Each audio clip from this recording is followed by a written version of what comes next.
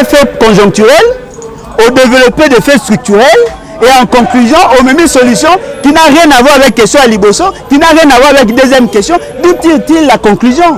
En réalité, pour résoudre cette crise-là, où il y a des cris, et bon, il y a un Kabila, Kabila, voilà, Nadine, Nabiso, Toyokanaki, et vous avez supplombé le droit constitutionnel en tant que président, entre guillemets, instruit les gens, bateau Sangaï. Il y a une maladie aujourd'hui à Benga Fachikungunya. C'est-à-dire qu'il y a un dysfonctionnement de l'État. Les institutions en place ne peuvent pas fonctionner. Alors, il y a que FCC n'a cache et il y a une association de malfaiteurs. Il vous dit de manière implicite. Alors, il y a que 2 ans, tout ça, il y a ensemble, il y a les gâchis. Il y a les gâchis. C'est-à-dire que les Congolais, 2 ans, il y a Pamba. Tout ça, les gens ont malongate. Normalement, il y a passé, il y a un bateau, il y a une méthode d'analyse.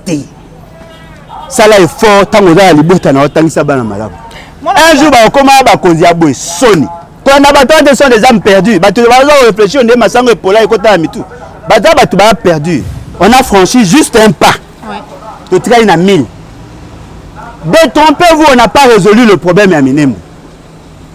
On n'a pas résolu le problème à Minembo. Ah bon? On n'a rien résolu. Madame Mabunda Robi, na première école à Sima, rapporter à rappeler Bango pour que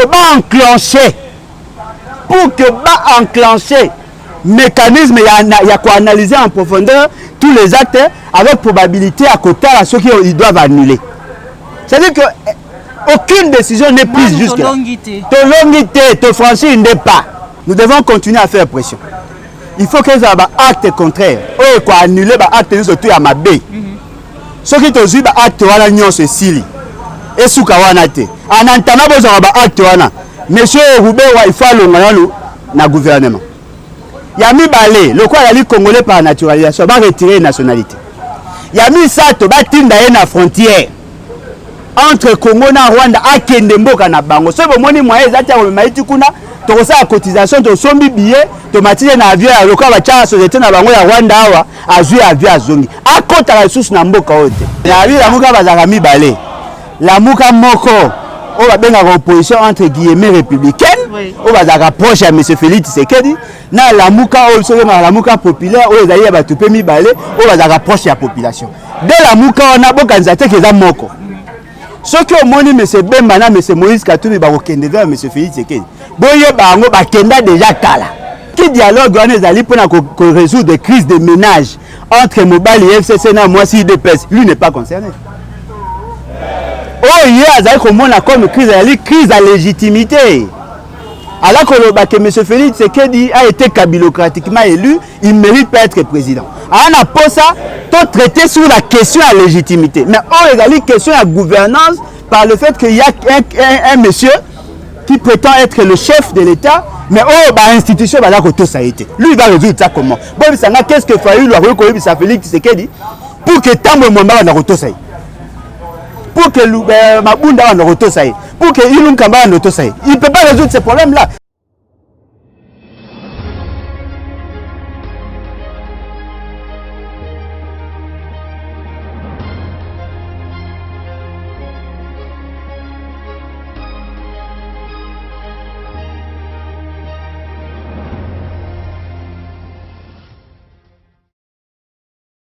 Vous allez bien, bandeko balandi ya Peter Télévision, la chaîne de vérité. Beaucoup de sur le mandat pour Nabino. Merci surtout la confiance que vous allez renouveler dans la chaîne de vérité. Chaque jour, bandeko balandi ya Peter Télévision, vous allez vous abonner massivement pour ne pas rater l'actualité, surtout politique congolaise. Mon côté, voilà, les lots awa, vous allez na Gombe, tout le monde ndeko Alain Bolodjoa, na kati ya Faden House, il pas y avoir président Eli Martin Fayulu, Azalaga, tout le monde naie, tout bito solo la naie, maetali mboka na biso République démocratique du Congo, consultation na ngambo ya mwana mboka Félix Antoine Tshisekedi, consultation topé retraite na ngambo bandeko ya FCC, crise politique ya mboka to kokende wapi to sur la position topé réaction ya mwana mboka Alain Bolodjoa. Je dis bonjour.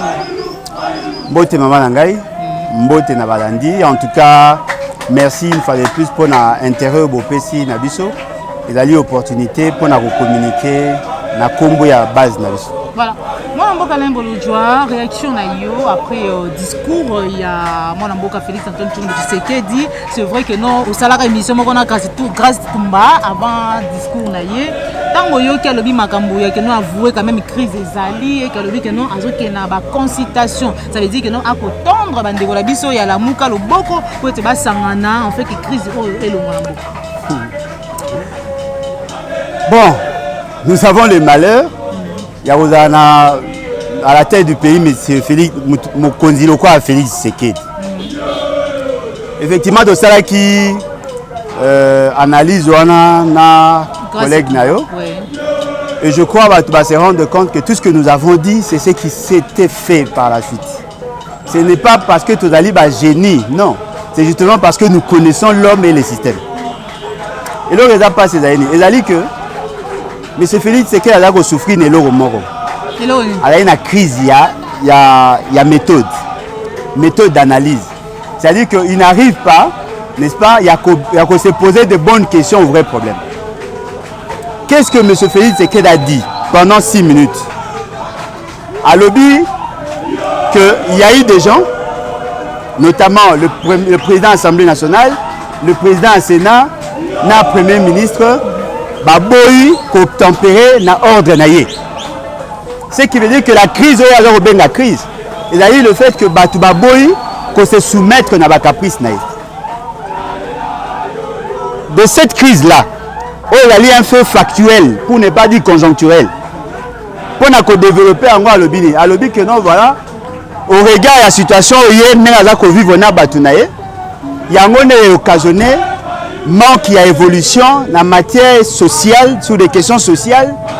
Ce qui population a se retrouver, c'est justement parce que Kofa n'a eu nabatu à FCC, ils ont mal amouté. Si quoi il a aberration, dans sa conclusion il dit ceci. Le col a bango baboye koto sangai. Yangonde sali kemboke tambola mabe, a disco abenga, bateau ba na kati ya deal na bangote, bango y a consulté bango. Pour que Yéna Bango ensemble va trouver solution. Ata bino moko. Ata muto azwa chance à kotangate. Na le but que ya tangate. Na be ata muto azwa chance à kotangate. Comment peut-on construire une réflexion avec autant de cassures? Au bandit dans un fait conjoncturel, au développer des faits structurels et en conclusion, au même solution qui n'a rien à voir avec la question à Liboso, qui n'a rien à voir avec la deuxième question. D'où tire-t-il la conclusion? Ce qui te dit de manière claire. Et c'est que M. Félix Tshisekedi se pose de mauvaises questions, vrais problèmes. S'il y a une crise entre Yé, présidente de l'Assemblée nationale, présidente du Sénat, président du Sénat, président et Premier ministre, en réalité, la personne qui peut résoudre le problème, parce qu'il n'y a aucun accord qui peut surplomber comment les compétences n'est constitutionnellement reconnues.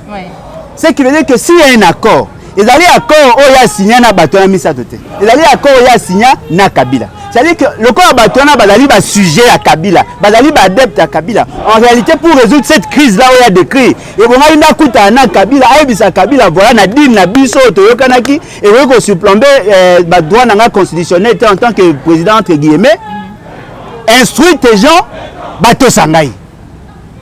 Ça, la crise allait être résolue parce qu'il y a l'acceptation que la crise allait entre Bangomi Balé. Mais Bato Banase, Bato Saka Kabila. Yo au moins que Bango Bato Siote. Lukande Yena, Yo Bosolola, Aïdisa Bato Naenase, va respecter deal. Pour dire que non, apparemment, la mouke est dété, pour tout le monde déjà c'est déjà Maman Langaï, PCC position. Maman Langaï, la mouka, Bazaradano Mibale. Oh, Mibale. Oh. La mouka la mouka bazaka mibale.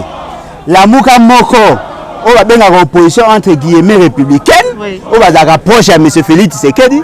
Na la mouka la mouka populaire, on va ba tupé mibale, on va la rapprocher à la population. Dès la mouka on a beaucoup d'anzaté que za moko. Ce que moni M. Bemba na M. Moïse Katumbi ba okende vers M. Félix Tshisekedi. Boye bango ba kenda déjà kala. Et là ba liboso te ba kenda. Si vous avez une analyse, vous avez remarqué Francis Kalomba s'attaque mingi na nani na Faïl. Jamais attaqué Félix Tshisekedi. Lutundu la sataka na Fayulu ataka Félix Tshisekedi. Ce qui veut dire que la muka wana oboyo bakeba okende basi bakenda kala. La muka etika la muka kulutu muzitu na kulutu Fayulu on va la lui proche à population. Apparemment position est déjà ouvert na dialogue. Non mais attendez, mais c'est ça le problème. Il y a des gens qui me disent c'est gars qui souffrent na yani. Ce qui dialogue on est allé pour résoudre des crises de ménage entre Mobali et FCC na moi si DPS, lui n'est pas concerné. Oh hier ça comme on a comme crise à légitimité. Alors que M. Félix Tshisekedi a été kabilocratiquement élu, il ne mérite pas être président. On a posé ça, tout traité sur la question à légitimité. Mais on a une question à gouvernance par le fait qu'il y a un monsieur qui prétend être le chef de l'État, mais l'institution va tout ça a été. Lui il va résoudre ça comment? Bon, qu'est-ce que Fayulu a reconnu Félix Tshisekedi pour que Tambo Mwamba va tout ça. Pour que Mabunda va tout ça. Pour que Ilum Kamba va ça. Il ne peut pas résoudre ces problèmes-là. Il va être consulté par qui? Et puis le mot est livré. Mais ce fait, c'est qu'il vous dit qu'il y a une maladie aujourd'hui à Benga Chikungunya. C'est-à-dire qu'il y a un dysfonctionnement de l'État. Les institutions en place ne peuvent pas fonctionner. Alors, il a dit que FCC n'a cache et il y a une association de malfaiteurs. Il vous dit de manière implicite. Alors, il a dit que 2 ans, tout ça, il y a ensemble, il a dit gâchis. C'est-à-dire que de l'équipe congolais 2 ans à Pamba, tout ça les logs à Malongate. À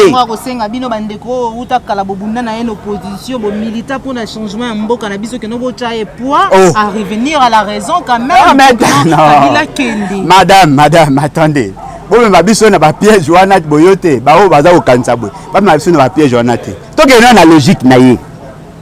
S'il y a un problème à gouvernance, qu'est-ce que Fayulu peut apporter pour que Batona bato ça? Il y a là comme il a bazar auto ça a été. Ce qu'on Fayulu la table entendre pendant 7 ans. A repère sa bino solution nini parce que Kabila a éduqué bana na ye que bato ça a été. Fayulu a reçu la nini pour un problème. Et là quand Fayulu a participer à l'île loko que bon beta masola processus électoral. Le processus électoral n'est pas un fait privé, il concerne tout le monde. Si vous parlez de ça, il peut venir. Na kati ya ba résolution ba proposition M. Félix Tshisekedi ba question ya za olinga o tobe nga ba terme de référence. Oh ya là à énumérer.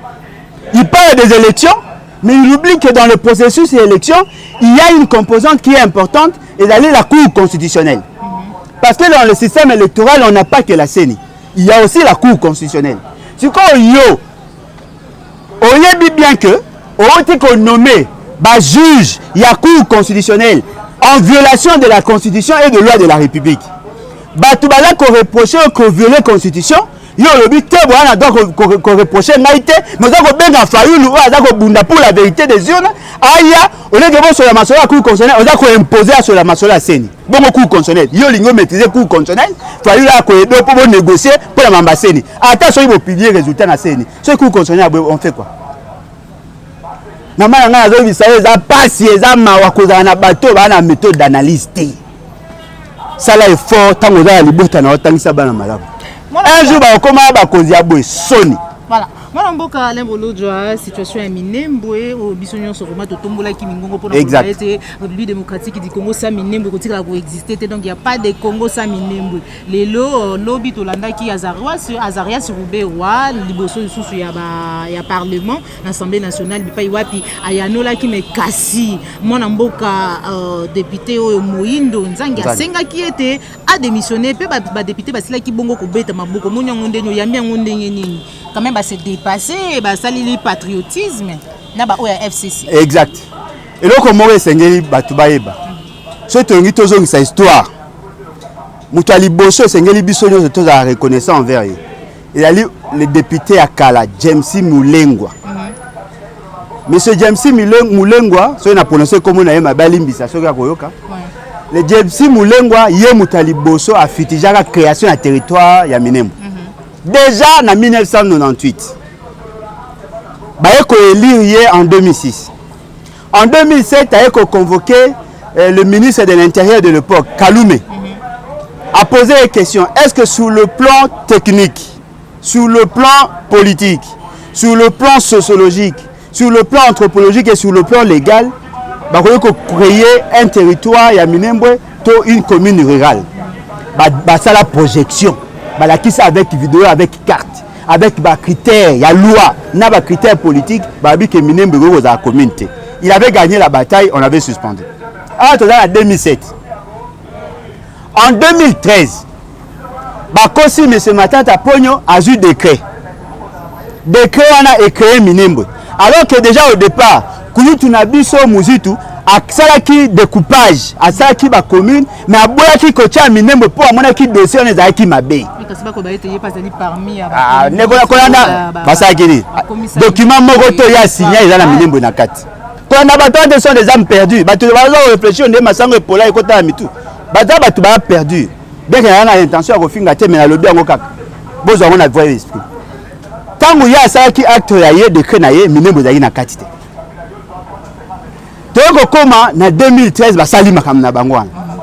Kaka JMC wana mulengwa wana. Akeko kota en contact avec le gouvernement. A ABC na bango que la procédure n'a pas été respectée parce que la vie favorable ya ba députés provinciaux ezala quitté.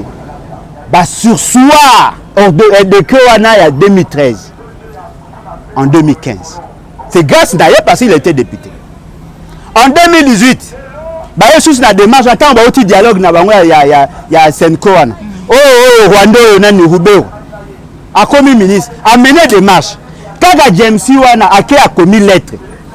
A commis lettre par ba ministre là qui a urbanisme et habitat. Nani na bosa ikomo na maraba na bango FCC. A commis boabi que décret wana 2018 nani Tibala salaki il a dit inopérationnel, c'est-à-dire on ne pouvait pas l'exécuter, on ne pouvait pas l'appliquer. Ouais. Ils ont suspendu. Et là vous allez bizarre les années. Bah Longoli Moutouana député. Il était élu na fizi, bah Longoli est député, bah Tché Moutou Moussou sous pop bango bazan na posa ba se retrouver. Na katu wala Néhémie Wilania. Alors mais c'est une complicité là à niveau à Makas. Tant qu'il y a Longoli Mbalamoko, bah nommé nani Bougoumès. Depuis 2019. Le Bougoumès a commencé à travailler. Bouzo parce que ça y est, Moli Momo Sante Côte. Bah eko ça l'erreur, bah eko ça démarche na bango sur de la qui a alerté, na biso to andi ko bunda to alerté, les notables ya mokana ba yoki ba andi ko bundisa yango, ba pesi ba élément et pas ande ko na biso Muindo. Nzangi, ba pesi ba élément, on a construit nani plaidoyer na ye, to sali mameto to esili à ken Assemblée nationale a beti Rubewa bimi ridicule. Aya non biso to yaka 1867 lukuta ta document yango et yaka na 1953. Bon moi bitumba ba papa ngwana pesa ko trouver sens. Tout ce qu'il disait on a heureusement lui il a fait des recherches, on a le document. On a attesté to la qui se moni acte signé par l'administration belge. Beaucoup en 1953 vous êtes des réfugiés yango yo baki 1867 yango c'est faux. Alors que non, la commune a été créée conformément à la constitution. Non, acte yango. Oh, ba député à province ba ki ezali lukuta, bango ba pesa yango te yango. Ministre ba ki ministre de l'intérieur mtana ko investir. À la participer à s'encharner contre yé muto a traité des menteurs. À la kisi nyonso.